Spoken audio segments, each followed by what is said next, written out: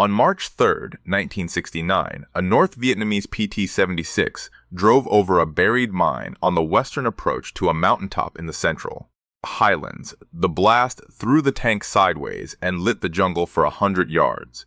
For 2 seconds, the whole armored column stood exposed. The tanks behind the wreck, the infantry walking the treads.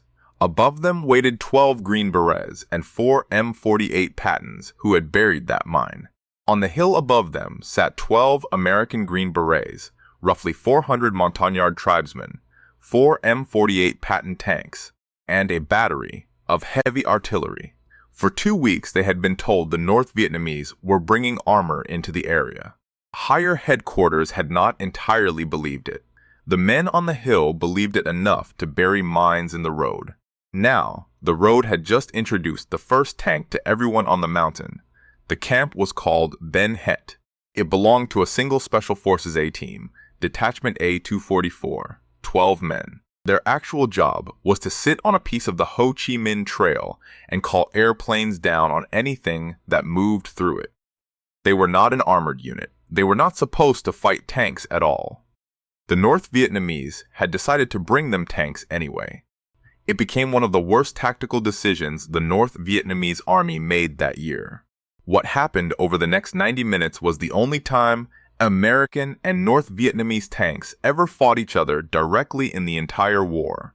Before we get into it, if you appreciate history that almost nobody tells anymore, take a second to hit the like button and subscribe. It genuinely helps these forgotten stories reach people who would never find them otherwise. Now back to the hill. To understand why the North Vietnamese wanted Ben Het so badly, you have to understand where it sat. The camp was a Special Forces outpost run by the 5th Special Forces Group, built on a bare mountaintop with a dirt airstrip carved along the ridge. It was about 280 miles northeast of Saigon, in Kon Province, and only 6 or 7 miles from the exact point where the borders of Laos, Cambodia, and South Vietnam came together. The westernmost of a string of border camps the Green Beret still held in the highlands. The others had names like Bu Prang, Duc Lap, Duc Co, Dak Pek, and Dak Sieng. Every one of them would be surrounded and hammered at some point in 1969. Ben Het sat closest to the trail, which made it the most useful and the most exposed. Late on the night of March 3, 1969, a North Vietnamese tank crew drove their PT-76 over a buried mine on the approach to a mountaintop in the Central Highlands of South Vietnam. The blast threw the tank sideways and lit the jungle for 100 yards. For about 2 seconds, the whole armored column stood naked in the firelight, the tanks behind the wreck, the personnel carriers behind them, infantry walking between the treads. On the hill above, 12 American Green Berets, roughly 400 Montagnard tribesmen, and 4 M48 Patton tanks. They had been warned for 2 weeks that the North Vietnamese were bringing armor. They believed it enough to bury mines in the road. Now the road had introduced the first tank to everyone on the mountain. The camp was called Ben Het, held by a single Special Forces A-team, Detachment A-244, 12 men. Their job was to watch a piece of the Ho Chi Minh Trail and call airplanes down on anything that moved. They were not supposed to fight tanks. The North Vietnamese brought them tanks anyway, and it turned into one of the worst decisions the enemy made in that sector all year. If you appreciate history almost nobody tells anymore, hit the like button and subscribe. It genuinely helps these stories find people. Now, back to the hill. Ben Het sat in Kon Province, 6 miles from where Laos, Cambodia, and South Vietnam met, looking straight down a main infiltration corridor. From that mountaintop, the team watched the enemy move and called in F-4 Phantoms and A-1 Sky Raiders. They were very good at it. 12 men with radios who could drop a fighter bomber on you from a long way off. As long as Ben Het stood, the trail in that sector had eyes on it, and that is exactly what the North Vietnamese wanted closed. The bulk of the defenders were Montagnard strikers, mountain tribesmen who knew the ground and held no love for the men coming up the slope. By early 1969, a platoon from Company B, 1st Battalion, 69th Armor, part of the 4th Infantry Division, and led by Captain John Stovall, had moved up with 4 Pattons, each carrying a 90mm gun that could kill almost anything it hit, 2 M42 Dusters, and a battery of 175mm self-propelled guns rounded out the firepower, with an AC-47 gunship on call overhead. 3 of the 4 Pattons sat on high ground facing west toward Cambodia, toward the obvious way in. In late February, intelligence reported something rare. The North Vietnamese were moving tanks. A year earlier, those same light PT-76s had overrun the Special Forces camp at Lang Vei, crushing bunkers and killing defenders who had nothing heavy enough to stop them. The men at Ben Het had heard the story and wanted no part of the sequel, so they buried anti-tank mines along the likely western approach, betting the enemy would roll up the simple way. It was a good bet. On the evening of March 3rd, the shelling coming from recoilless rifles, mortars, and artillery walking across the camp, and then, under the noise, the men of the 69th heard engines in the jungle. Tank engines carry a particular note, and once you have heard it, you do not mistake it for anything else. Inside the Pattons, crews loaded armor-piercing rounds and waited. The armor came up the slope. Around 10 PT-76 tanks and a handful of personnel carriers from the 202nd Armored Regiment, with infantry walking among them. Then the lead tank found the minefield, roughly 1,100 meters out, and the night turned inside out. That mine did more than wreck one vehicle. It betrayed the entire column. Tank crews fight half-blind in the dark, and the North Vietnamese had counted on that darkness to carry them in close, before anyone could shoot straight. The burning hull erased the advantage in an instant. The Pattons on the western high ground were looking at exactly the right place, and they opened fire. A 90mm Patton against a PT-76 was never a fair fight. The PT-76 was a light amphibious scout tank, built thin enough to swim a river, badly outmatched by a medium gun tank dug in on a hill. The North Vietnamese had brought river-crossing tanks to a duel on a mountain, and the mountain belonged to the other side. The fighting was close and confused, and it was not bloodless for the Americans. By sighting in on muzzle flashes alone, one PT-76 put a direct hit on the turret of an M48, killing the driver and the loader and wounding the other 2 crewmen. 2 American tankers died inside that turret, on a hill most people back home would never hear named. Captain Stovall, in that same tank, was wounded and kept directing the fight. The Patton itself was only lightly damaged, and the battle went on around it. Working off the enemy's own muzzle flashes in near total darkness, Specialist 4 Frank Hembry laid his gun on a PT-76 and destroyed it with his second shot. The Americans fired until they ran out of armor-piercing rounds, switched to high explosive, and kept going. The assault lost its nerve. As the North Vietnamese pulled back, the AC-47 came on station and tore at the retreat. By daylight, the western slope held the burned hulls of 2 PT-76 tanks and 1 BTR-50 personnel carrier. No enemy bodies were found on the ground. The cost to the camp was 2 tankers killed and 2 wounded. If this is holding your attention, drop a like and tell us in the comments where you are watching from. It decides which forgotten story we dig into next. Ben Het was the only direct tank versus tank battle between American and North Vietnamese forces in the entire war, and it was lopsided. The North Vietnamese had gambled and gotten nearly every part of it wrong, light tanks against medium ones. The obvious road into a minefield laid for exactly that purpose, darkness undone by the flames of their own lead tank.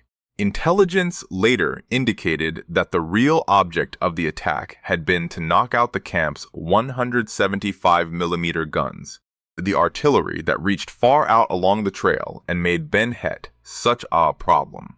The enemy never got near them. They did not quit, though.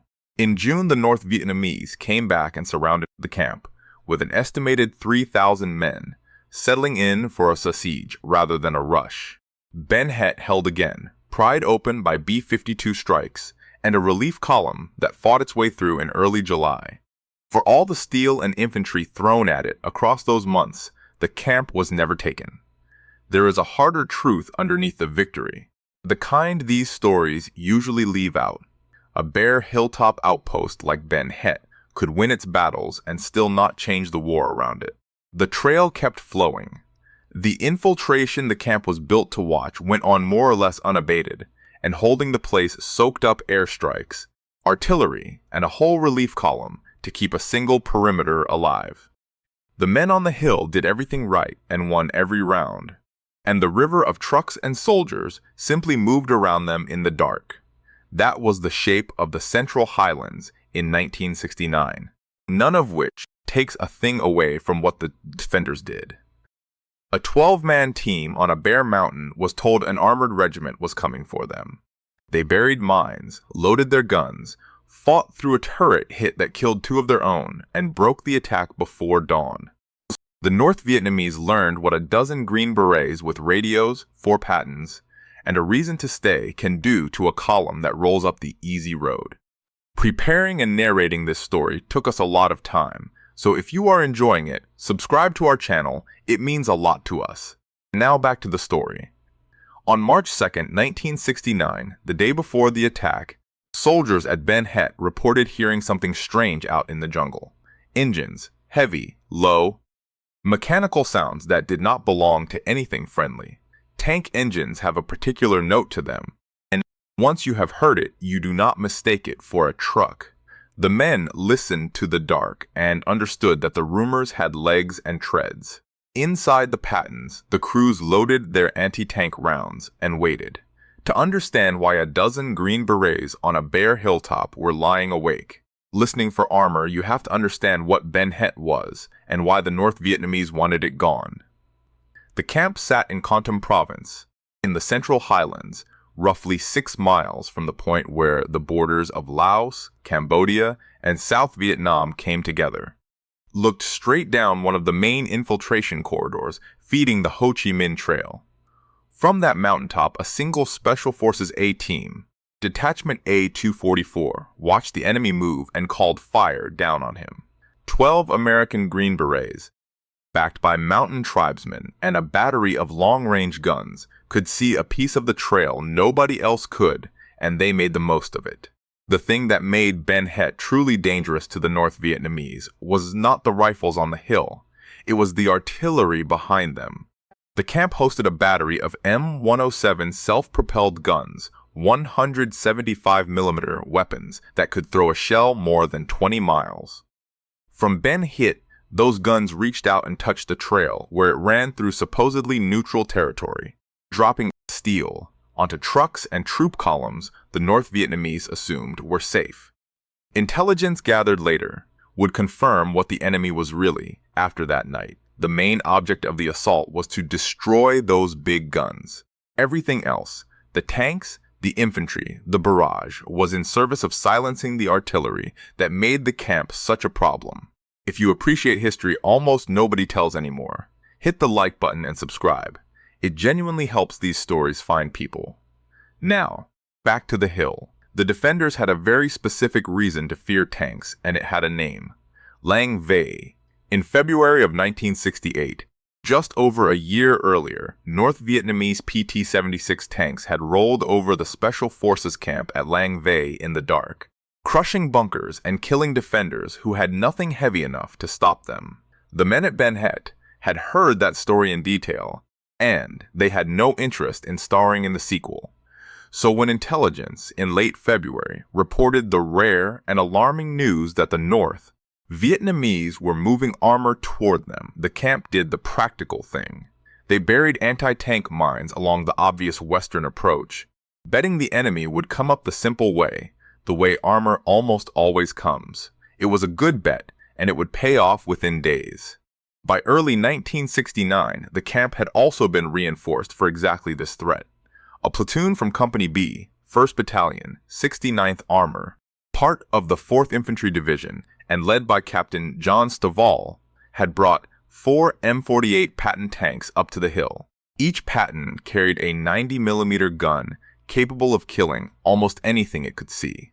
2 M42 Dusters and the artillery battery rounded out the firepower with an AC-47 gunship on call overhead. 3 of the 4 Pattons were positioned on high ground, facing west, toward Cambodia, toward the direction the trouble would come from. The attack opened on the night of March 3rd with a wall of artillery. The North Vietnamese dropped close to 650 rounds of shell fire onto the camp, a heavy bombardment meant to stun the defenders and smother the position before the ground assault came in. Mortar and rocket fire walked across the hill. Underneath the noise of the barrage, the men heard the engines again, closer now, grinding up the western approach. An infantry battalion drawn from the 66th North Vietnamese Regiment was moving with the armor, perhaps 10 PT-76 tanks supported by BTR-50 armored personnel carriers, all of it aimed at the western side of the base. Then the lead tank found the minefield, and the night turned inside out. The mine strike did more than wreck one PT-76. It betrayed the whole column. Tank crews fight half-blind at night, peering through narrow optics, and the North Vietnamese had counted on darkness to get them close before the Americans could react. The burning tank erased that advantage in an instant. The Pattons on the hill suddenly had something to shoot at, and the first American to answer was a gunner named Frank Hembry, a specialist 4th class with nothing to aim at but the brief stab of light each time an enemy vehicle fired. He sighted on the muzzle flashes alone, in near total darkness, and put a round into one of them. His second shot destroyed it. It was the kind of marksmanship that should not be possible, and he made it look almost routine. A 90mm Patton gun against a PT-76 is not a fair contest, and it was never meant to be. The PT-76 was an amphibious reconnaissance tank. It was built light so it could swim across rivers, with armor thin enough that in places a heavy machine gun could trouble it. Carried a 76mm gun, useful against infantry and bunkers, badly outmatched against a medium tank in a straight fight. The North Vietnamese had brought river-crossing scouts to a tank duel on a mountain, and the mountain belonged to the other side. What followed was confused, loud, and close. Tracer and muzzle flash strobed across the western slope. At one point, a CAG patrol reported a column of 8 to 15 vehicles moving toward the camp, and Captain Stovall called for his mortar section to send up illumination rounds. The flares lit the attackers, which was the point, but the light worked in both directions. It let the North Vietnamese tank crews see the Americans just as clearly. Stovall was climbing aboard Sergeant First Class Hugh Havermale's tank when an enemy high-explosive round struck the loader's hatch. The blast threw both men off the vehicle and sprayed them with shrapnel. Inside, the driver, who had been manning an externally mounted machine gun, and the loader were killed. 2 American tankers died on that hill in a single instant, on a piece of ground most people back home had never heard named. The Patton itself was only lightly damaged, which says something about the machine. With Stovall down and wounded, a crewman named Jones took charge of the situation, and when one of the tanks could not bring its gun to bear from where it sat, Jones dismounted and ran on foot between the Pattons, under fire, in the middle of an armored assault, to get it repositioned where it could shoot. A fresh crew climbed aboard the damaged tank and put it back into the fight, firing until they ran through their armor-piercing rounds entirely, then switched to plain high explosive and kept going. Somewhere in the chaos, the North Vietnamese assault lost its nerve. The armor that was supposed to roll over the camp began to pull back. As the enemy withdrew into the trees, the AC-47 came on station overhead and harassed the retreat, its miniguns chewing at the columns as they fell back into the jungle. Then, almost abruptly, it was over. When the sun came up over Ben Het, the men walked the western slope to count what the night had left behind. They found the hulls of 2 PT-76 tanks and 1 BTR-50 personnel carrier, burned out on the approach. The North Vietnamese had carried off most of their dead, as they usually did, leaving the defenders to tally the wreckage instead of bodies. The cost to the camp was 2 American tankers killed and 2 wounded, with 1 South Vietnamese soldier killed and 6 wounded. The cost to the North Vietnamese was their armor, their surprise, and their illusion that tanks would crack Ben Het open the way they had cracked Lang Vei. If you are still with us, thank you. This is exactly the kind of story that disappears unless people choose to keep it alive. So if it is holding your attention, drop a like and a comment and let us know where in the world you are watching from. It tells the algorithm to put this in front of more people, and it tells us which forgotten corner to dig into next. Now let me explain why historians treat that one night as something larger than a skirmish.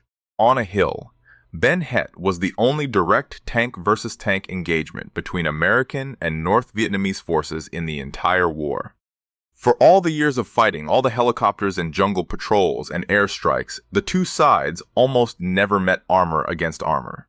At Ben Het, they did once, and the result was lopsided. The M48 Patton, a tank some critics had written off as too heavy and too conventional for a guerrilla war, had just proven it could fight and win at night, in terrain nobody had designed it for, against an enemy who chose the time and the direction of the attack. American commanders took the morale boost gladly. The story made the papers back home. A tank battle in Vietnam was novel enough to be news, and for once the news was good. The deeper lesson sat with the North Vietnamese, and it was an expensive one. They had taken a calculated gamble and gotten the calculation wrong in nearly every part. They sent light amphibious tanks, built to swim and scout, against medium gun tanks dug in on high ground. They sent them up the most obvious western approach, straight into a minefield the defenders had laid, precisely because that approach was obvious. They counted on darkness to mask the assault, and their own lead tank lit the match that exposed the whole column. They assumed a 12-man A-team and a few hundred tribesmen would fold under a barrage and an armored rush. Instead, they handed the Americans the cleanest armored victory of the war and surrendered a surprise they could never get back. The North Vietnamese, to their credit, did not sulk over it. They simply decided that if armor would not do the job, they would do it the old way, with numbers and patience. Ben Het had embarrassed them in March. They came back for it as the monsoon settled in. And this time they did not bother with tanks. By late May and into June of 1969, the North Vietnamese closed a ring around Ben Het and the nearby base at Dak Tu and cut them off. The force this last time was enormous by the standards of that war, built around the 28th and 66th North Vietnamese regiments, an estimated 3,000 troops settling into the jungle around the camp with artillery and mortars. They did not need to storm the hill in a single night. They could sit in the tree line and pound it, shell the airstrip, cut the road, and try to strangle the place slowly. The garrison inside was a few hundred Americans by this point, alongside roughly 450 Montagnard strikers and their families, all of them now living under a more or less constant rain of indirect fire. The siege ground on for weeks.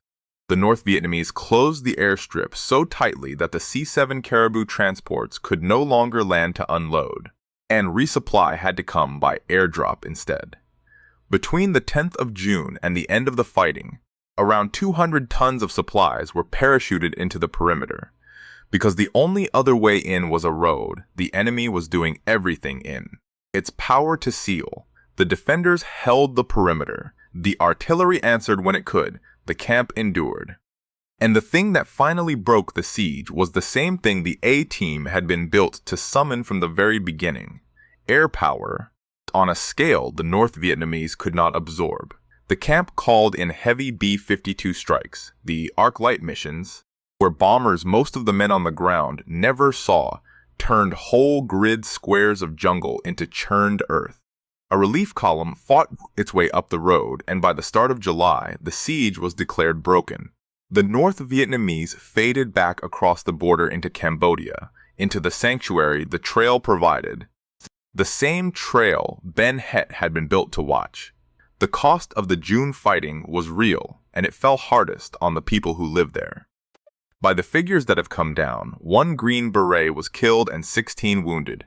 South Vietnamese Special Forces, regular army soldiers, and the Montagnard strikers took heavier losses still, and civilians at the camp were killed and wounded in the shelling. Holding Ben Het was not free, it was simply, in the end, successful. The North Vietnamese had thrown tanks at it in March and a small army at it in June. And the hill was still American when they left both times. It is worth being honest about what that stand did and did not accomplish. Because the truth is more interesting than a clean victory lap. Ben Het held. The camp was never taken. The North Vietnamese paid in armor in March and in men in June and walked away from both attempts with nothing to show on the map. By those terms, it was a clear defensive win, and the men who held the hill earned every bit of the respect that comes with it. The harder truth is that the trail kept running. Ben Het was a static position, a fixed point on a mountaintop, and the North Vietnamese had a whole border to infiltrate through. They could not take the camp, so they went around it. And the rivers of men and supplies moving down the Ho Chi Minh Trail never really stopped. The camp watched a sector it could not seal. That was the strategic bind the border camps lived in. They were tough enough to survive almost anything thrown at them, and too few and too fixed to close the door they guarded. Within 2 years, the Americans were handing these camps over to the South Vietnamese as part of the long withdrawal, and the Special Forces role in that part of the war was winding down. None of that takes anything away from the night of March 3rd. Strip away the strategy, and you are left with the simple shape of the thing. A single 12-man Special Forces team, a few hundred mountain tribesmen, and a handful of tank crews sat on a bare hill and were told that an armored regiment was coming to push them off. They did not panic, they did not run, and they did not wait to be rescued. They buried mines in the road, loaded their guns, and when the tanks came up the slope in the dark, they fought them and won. 2 of their own died doing it, blown from a turret by a single shell, and the rest held the line until morning. If stories like this matter to you, the small actions on the hills that never made the textbooks, subscribe and stay with the channel. There are dozens more like Ben Het, and most of the men who lived them are gone now or going. Their records getting thinner every year. The North Vietnamese Army made a great many shrewd decisions in 1969. Bringing tanks to Ben Het was not one of them. They learned on a mountaintop near 3 borders that 12 Green Berets with a radio and a reason to stay are a genuinely terrible thing to surround. They had names, and they deserve to be remembered by them. That is where we will leave them, on the hill at first light, counting wrecks. If you made it this far, you are exactly the kind of person these stories are for. Do us one favor before you go. Hit that like button, because a single tap is the difference between this reaching a few hundred people or a few 100,000. Subscribe and turn on notifications so the next forgotten stand finds its way to you instead of vanishing into an archive nobody opens. And leave a comment telling us where you are watching from: the United States, the United Kingdom, Canada, Australia, the Philippines, anywhere. And tell us if someone in your family wore the Green Beret or held a line like this one. We read them, and they decide what we tell next. Thank you for sitting with the men of Ben Het. They held the hill so the story could survive. The least we can do is make sure it does. That's our story. If you enjoyed it, hit like, subscribe, and turn on the bell. And tomorrow, more stories are waiting for you. Thanks for watching.